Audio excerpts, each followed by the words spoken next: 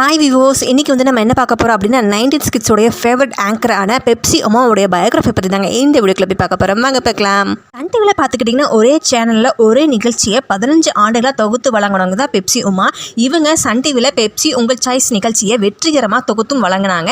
Pepsi Uma பார்த்துக்கிட்டிங்கன்னா model dress போடாமல் வெறும் புடவையை உடுத்தி வார்த்தையை உச்சரிப்பது மட்டும் இல்லாமல் அவங்களுடைய சிரிப்புக்காகவே இந்த ஷோவை ரொம்பவும் பிரபலம் அடைஞ்சதுங்க.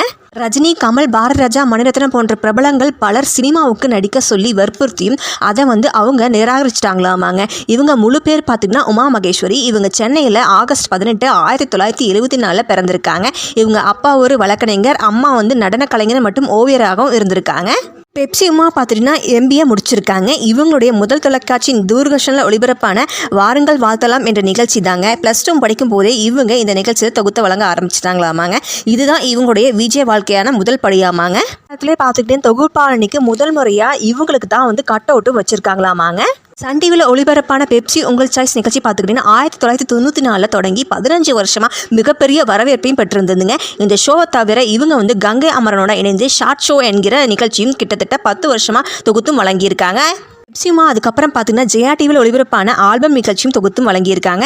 பயங்கர ஹிட்டும் ஆச்சு அந்த நிகழ்ச்சி. தொலைக்காட்சி நிகழ்ச்சிகள் தவிர பல விளம்பரங்களுக்கும் நடிச்சும் இருப்பாங்க பெப்சி உமா அவர்கள்.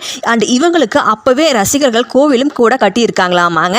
பெப்சி உமா அவர்களுக்கு ரசிகர்கள் கோவில் கட்டினதுனால சில அரசியல்வாதிகள் தொகுப்பாளினிக்கெல்லாம் கோவில் கட்டலாமா அப்படின்னு சொல்லி நிறைய பிரச்சனைகள் எல்லாம் அப்போவே பண்ணாங்களாமாங்க.